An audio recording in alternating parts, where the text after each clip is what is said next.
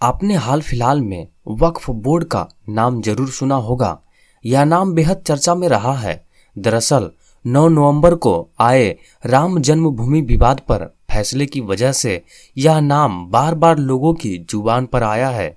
दरअसल वक्फ उन संपत्तियों को कहा जाता है जो अल्लाह के नाम पर धार्मिक और चैरिटेबल कार्यों के लिए दान में दी जाती है। अगर कानून की नजरिए से देखें तो यह माना जा सकता है कि अगर कोई शख्स अपनी चल या अचल संपत्ति अपनी मर्जी से धार्मिक या इस्लाम के पवित्र कार्य में लगाने के लिए दान करता है तो उसे वक्फ पुकारा जाता है।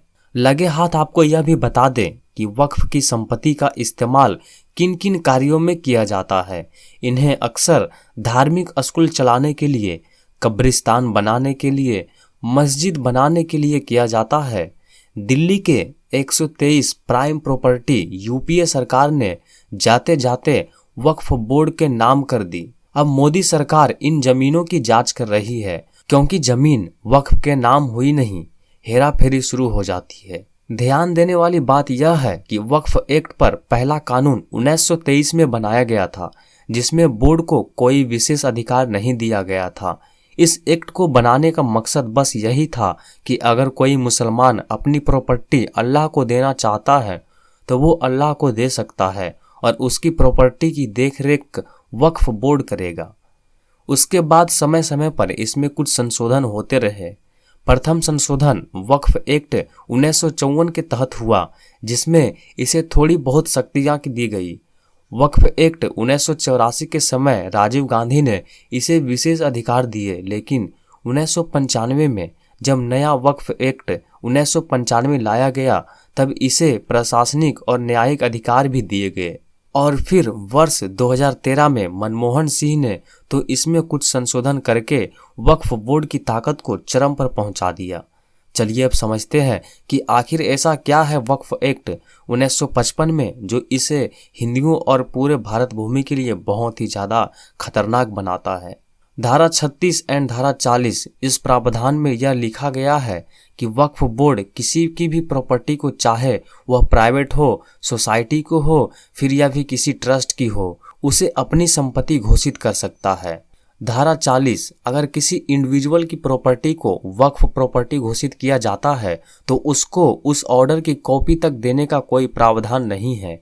अगर आपने उसके खिलाफ 3 साल के अंदर अपील नहीं की तो वो ऑर्डर फाइनल हो जाएगा। सेक्शन 52 एंड सेक्शन 54 जो संपत्ति वक्फ संपत्ति घोषित हो जाएगी उसके बाद वहां जो रह रहा होगा वो इनक्रोशर माना जाएगा। उसके बाद वक्फ बोर्ड डीएम को जगह खाली कराने का निर्देश देगा, जिससे डीएम मानने के लिए बाध्य होगा। Section 28 and section 29 Waqf board का जो ऑर्डर होगा उसका पालन स्टेट मशीनरी एवं डीएम को करना होगा। अब एक सवाल उठता है कि क्या ऐसे अधिकार किसी पंडित, मठाधीश या फिर किसी अन्य हिंदू ट्रस्ट को दिया गया है?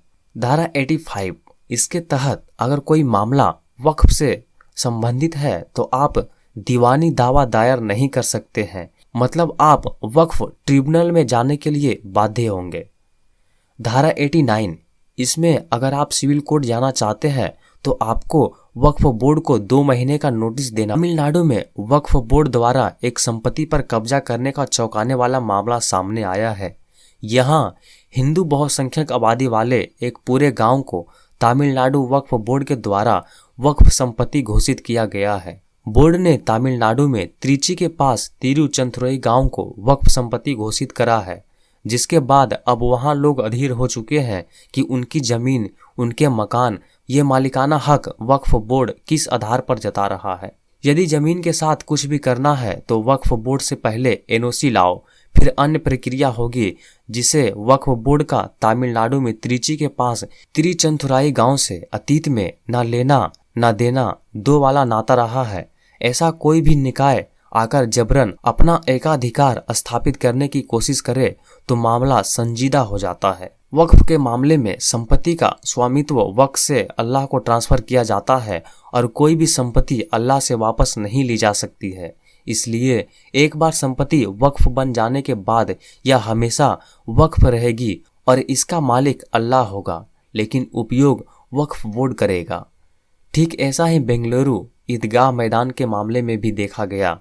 भले ही सरकार के अनुसार किसी भी मुस्लिम संगठन को इस भूमि का मालिकाना हक नहीं दिया गया है, लेकिन वक्फ का दावा है कि यह 1850 के दशक से वक्फ की संपत्ति थी। इसका मतलब है कि यह अब हमेशा के लिए वक्फ संपत्ति है। वक्फ बोर्ड की माने तो 75% दिल्ली की जमीन वक्फ बोर्ड की है। आपको बता दें कि इस्लामी देश तुर्की, लीबिया, मिस्र, Sudan, Lebanon, Syria, Jordan, Tunisia और इराक में वक्फ बोर्ड मौजूद नहीं है।